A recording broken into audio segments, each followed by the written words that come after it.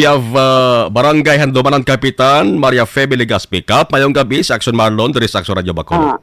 Okay, Action Marlon, may gabi sa tanan. Salamat gid Kap sa imo sa tiyempo.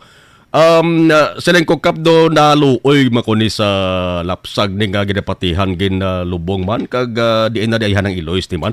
Anong information latest kan na-receive mo dira Kapitan Legaspi Kap sa sining hitabuan Actually, Captain Sir Marlon, go ahead. kagabi, mga 11 p.m., nagtawag sa akon ang tanod. Okay. Kaya may mga bata na nag-report na nakita nila sa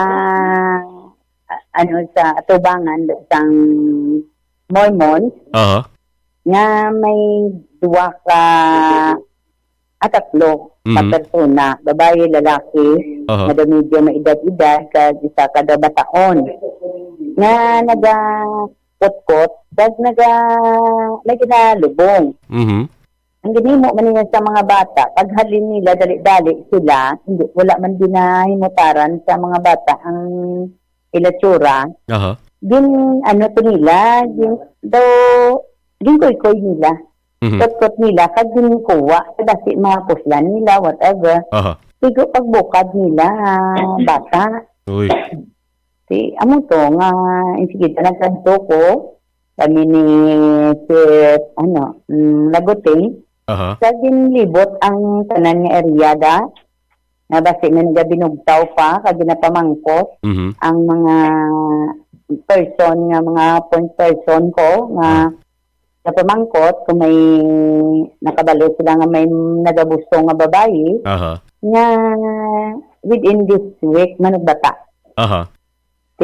Damo na to nga mga balay na kadtuan namon, kag amo to ginpalubong ko ang bata, kay wala gid kami to na nakita nga positive nga nalibot na namon ang adjacent nga mga kapurukan. Kay pamangkot. Okay.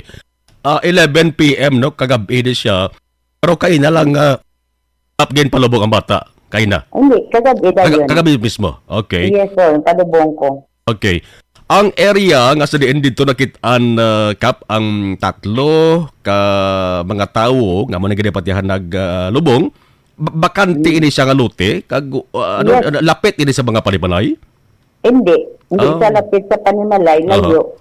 Kay ang lapit gid jutay sa sa gasoline station kag sa simbahan sa Mormon.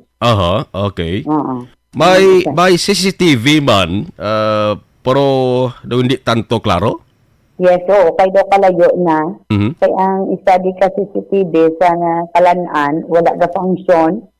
Wala hindi makita. May pakadto pa ka rin.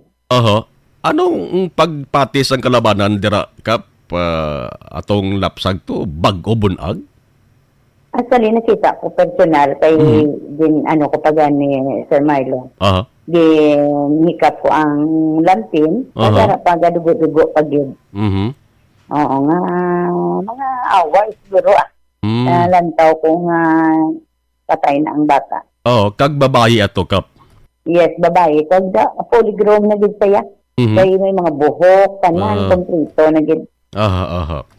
So, ang initial ginhimo sang imo sa barangay, para nga makilala or madeterminta kung taga-dira gid man sa Handumanan, ining Iloy sang lapsag gani, gin-check naton diri Kap, nag-backtrack kita abi sa may sang record sang BSW. Kung may mga record gibada nga mga bayi nga bata. Okay. Hindi na muna namon, sir.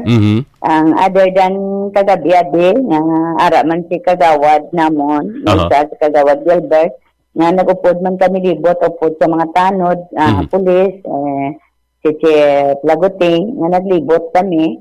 At the same time, inform ko man, nag-meeting aga pa sa mga barangay health workers, nga lantawon, kung sino ang nabalaan nila nga may puso, kag i-report din nila pag lantawon ka kung nakabata na kung wala. Anong pagpati mo sa Nikap based sa baglantaw mo abi no? Residente na sa inyo barangay o kung sa iban?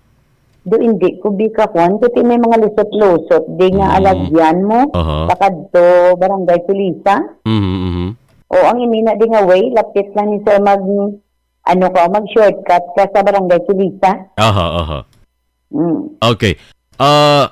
Butang tabi kap mega pamati subong nga may ihibalo siya kag kilala na yung Iloy.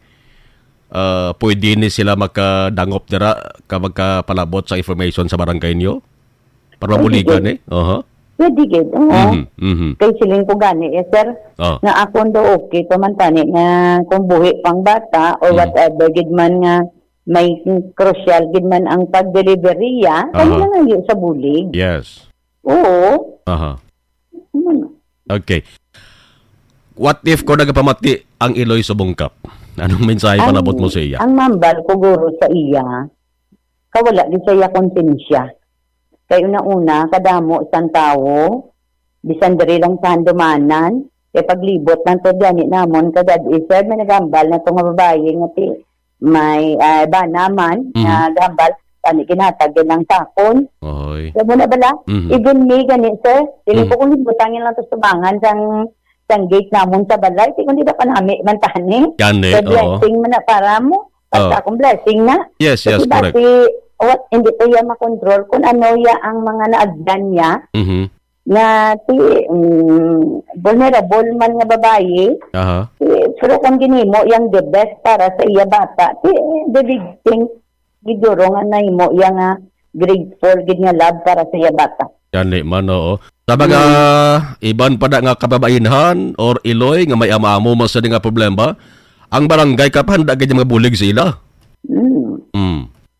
Anda kita sir. Kani man.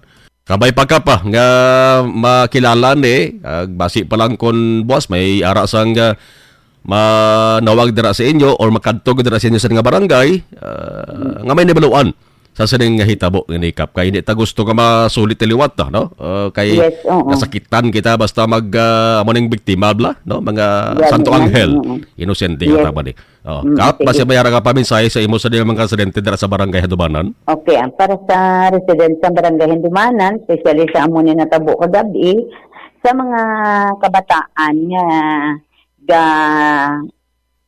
gahimo sa mga butang hindi pa ready ang ila kaugalingon. Amo na bala nga ang ginikanan, gasigi saway sa inyo, kung diin ka mo gakaladto, kag tagaan gidristito, nga hindi ka mo kasarang sa inyo kaugalingon kon kamo lang. Kag para sa barangay Handumanan, sabay pa nga ang may nakabalo dira nga mga information about sang ini nga mga nagakahitabo. Feel free nga in secret way magpabalo sa amon diri or sa station ta kay para nga matagaan ni aksyon ang ini nga mga problema para hindi nag-aswaligid maliwat. Barangay Kapitan Maria Febe Legaspi, Kap, thank you so much sa information at ang siliwat. Advance Happy New Year. Okay, so my God bless. Salamat, Gid. Action Firing Line. 25 minutos na kaligad sa tak ng alas 8 Action Radio Philippines Standard Time. Kabay pa nga nakabulig kita pahanumdom sa iban padira, no? Hindi lamang Iloy, kundi ang mga kababainhan nga naga-suprer. Ini may problema ning babae ning Iloy ni. Hindi pwede nga wala sa problema, no? Kung nga ang naglabos punto nga amo ning ginhimo niya.